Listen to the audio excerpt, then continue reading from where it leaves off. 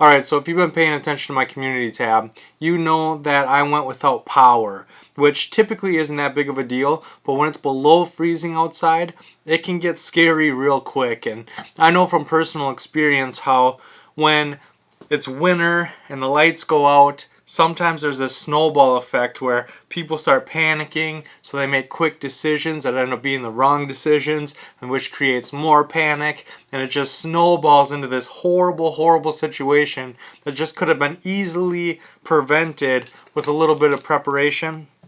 Another thing that I know is you can snowball also by little annoyances. Like you go and you buy candles and you buy all these things and you think you're ready, but then you forgot to buy candle holders, or you forgot this or you forgot that, and so you're constantly trying to overcome all of these little obstacles and hurdles that you kind of made for yourself. And so in this video, I want to show you how I prepare for a winter blackout. There's a lot of things that I see people do that I don't really agree with, but what I really want is to get a conversation going in the comments section. I really want to know what you guys think of my tips and tricks, and if there's anything you would add or change. There's a lot of information that could really help a lot of people, and I really hope that we can discuss it in that comment section. But for right now, let me just show you what I got. Alright, so for me, it seems that every single time it's the worst possible opportunity to have the power go out, it's the only time the power goes out. Here in Minnesota, in the mix of winter, we have a lot of storms that come through. We have freezing rain that takes out power lines. And in those big, severe, freezing storms seems to be when the power goes out the most often. And so over the years, I've kind of put together a system that has really helped me get through those times. It seems at least once a year the power goes out in these extreme weather situations. And so I wanted to just share with you some of the things that I've learned over time. And the first thing that I want to share with you that I think a lot of people overlook is the type of lighter that you carry. And so I carry a torch lighter. With a torch lighter, I can easily start fire. If there's a candle that's burnt down real low, I can flip it upside down and light that candle easily. But the problem with a torch lighter is when it's pitch black, if the room goes dark and the battery in my flashlight's dead, if I light this thing, I still can't see. It doesn't illuminate anything. But if you carry a Bic or a flame lighter, when you flick a Bic, it illuminates the whole room, so you can still see. So even if the flashlight is dead, you don't have a flashlight close to you, if you have a flame lighter or a Bic lighter, you can light it and you can see. And you can also use it to light other candles to help you see even further yet. And so having a Bic lighter in a blackout or power out situation, in my opinion, is better than having just a standard torch lighter. And so that's the first thing that I wanted to share with you. The second thing is I like to light candles. I know a lot of people like flashlights. I like flashlights. I have a lot of flashlights. But I like to reserve the batteries. I don't like to waste the batteries on my flashlights. And so having candles not only illuminate the room that I'm in, but they also do provide a little bit of heat, especially if you partner them with a space blanket.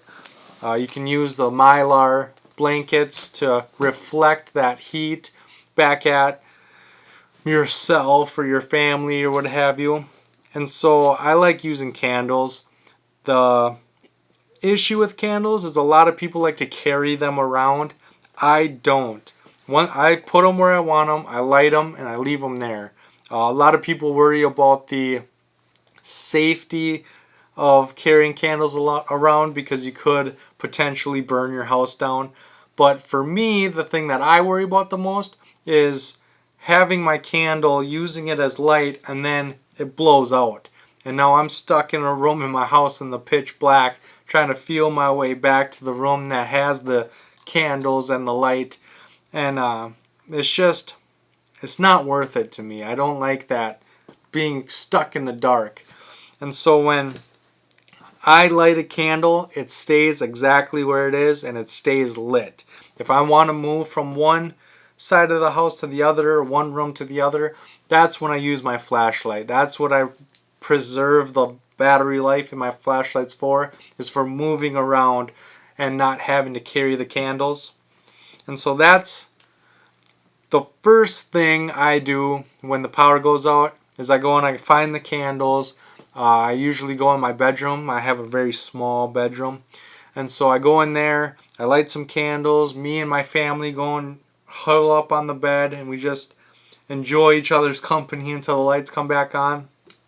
The other thing that I do, so the first thing I have to do when the power goes out is I light candles, I get everybody situated, I make sure that we're all comfortable, and as soon as everybody's comfortable, that's when I go and I get the radio. And with the radio, the first thing I do is I go to the weather band and I make sure that the weather conditions are reasonable. Okay? If the weather is right at freezing, 30, 32 degrees, my preparation is a lot less than if it's negative 20, negative 40 degrees out.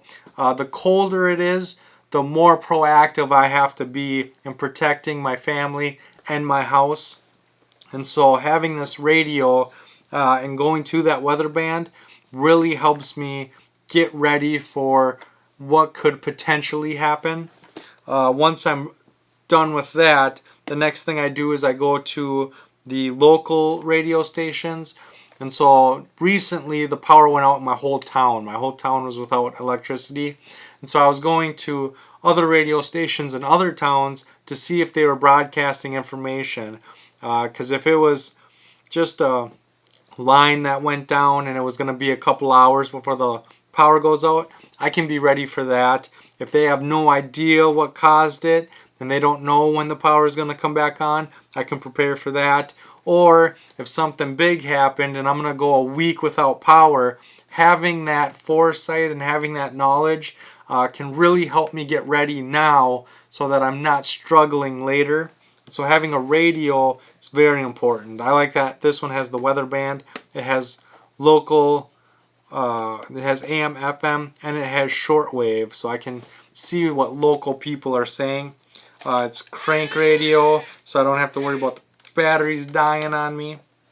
It's a really good radio. I'll do a review on this radio later. But the other thing that people like to do is they like to pull their phones out and they like to get on the internet and they like to research what's going on, why is the power out. I don't touch my phone. When the power goes out, the last thing I do is touch my phone. I don't want to waste that battery any more than I have to, because in a situation where things go from bad to worse, I want to be able to make that emergency phone call. I want to be able to call somebody outside of my location to come get me, or to be able to say, hey, we're coming. Can you have something ready for us because we're freezing?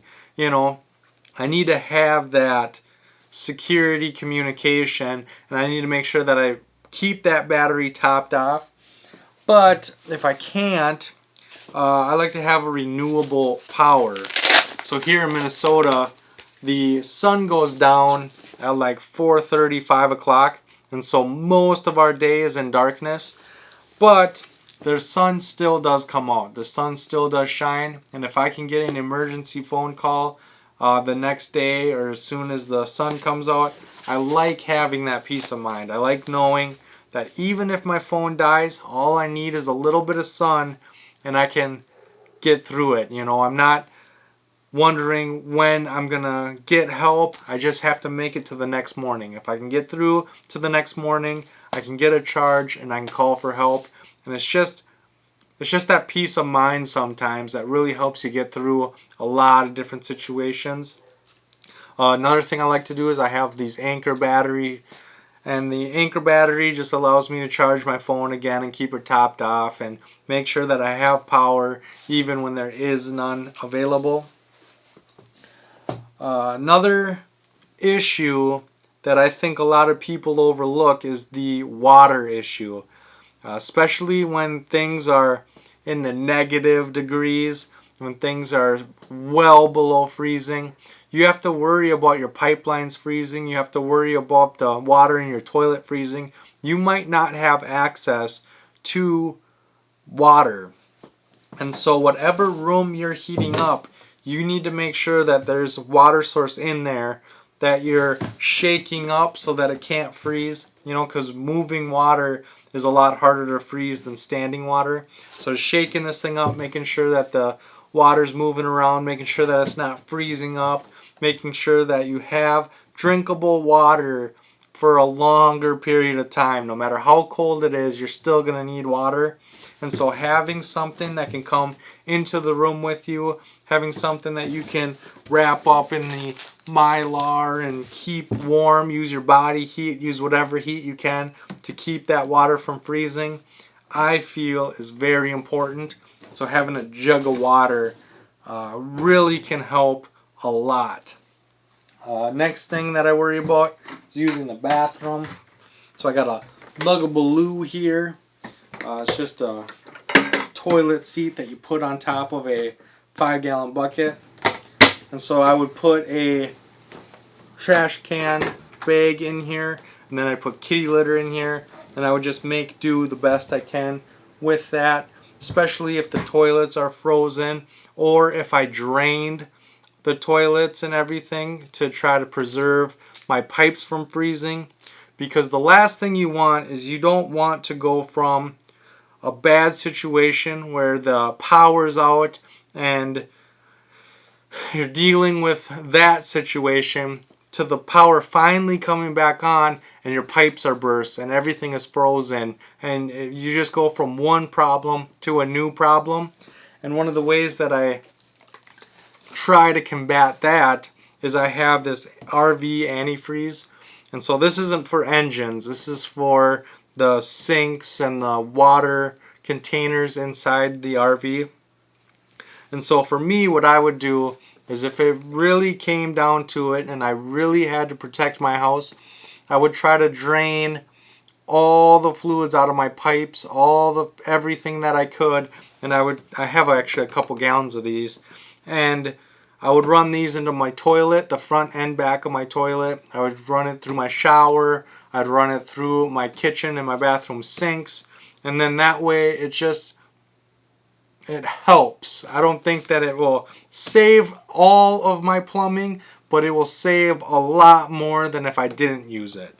And so I like to just have this on standby. So if the power goes out, then I have to protect my pipes to make sure that I don't go from a bad situation to a new bad situation. I like having this around. I just keep it on hand. And like I said, if I'm listening to the radio and they don't know when the power is coming back on and it's negative 40 degrees outside, it might be easier just to flush everything down the drain, put some antifreeze in my pipes to just try to prevent things getting worse. Okay? What do I have next? Next is just having extra winter clothing. Here I have rag wool gloves. I have a pile of them. The thing is most people have a winter jacket. They have a winter hat, but that's as far as they go. They have winter gloves. But having a layering system, having gloves that you can layer up, having snow pants, having boots and wool socks, and having full cold winter gear that you can use inside your home, right? So if the power goes out and it's extremely cold out and it's been a while and all the heat in your house has escaped, you can bundle up like an Eskimo. You can put all the layers on. You can use your sleeping bags. You can use your blankets. You can do whatever it takes to stay warm. And so having the gear, even if you don't use snow pants hardly ever, just owning a pair just in case, I think is something that a lot of people overlook. I know that a lot of grown-ups, they don't buy snow pants. They don't have Carhartt bibs or anything because even if they did own them, they would only use them like once a year. But just having them as a backup, having them for an emergency situation, I think is way better than not having anything at all. The last thing that I want to mention is cooking. And so having cook pots and stove options and backup fuel for your stoves, and then knowing how to use that stove. Having food ready, having dehydrated meals and stuff that's not going to freeze, stuff that's not going to just having a variety of meals, right? Not just having rice and beans and trying to eat rice and beans every single meal. Even if you don't have camping pots and pans, knowing how to use your kitchen pots and pans on propane or alcohol stoves can really make a huge difference, especially when you get into like the second day. If you've gone 24 hours without electricity, having a nice warm hot meal can really make a huge difference in how that situation is being handled, can really make a huge difference in how people feel about that situation. And so just knowing your equipment, knowing how to use it, knowing how to overcome these different situations ahead of time can really make all the difference in the world. So with that being said, I want to leave that wide open for you to discuss in the comment section. What do you think was the most important piece of gear here? What is the most important thing you feel to have? Do you like those big propane heaters? Do you like the simple cook kits? What do you use in a severe blackout situation? Leave that in the comment section down below. Then make sure to like and share this video to help spread that knowledge and your ideas to the people we care about most. And as always, don't forget to subscribe and come join the pack. I have a new video every Sunday and Thursday, and I can't wait to see you on the next one. Thanks, guys.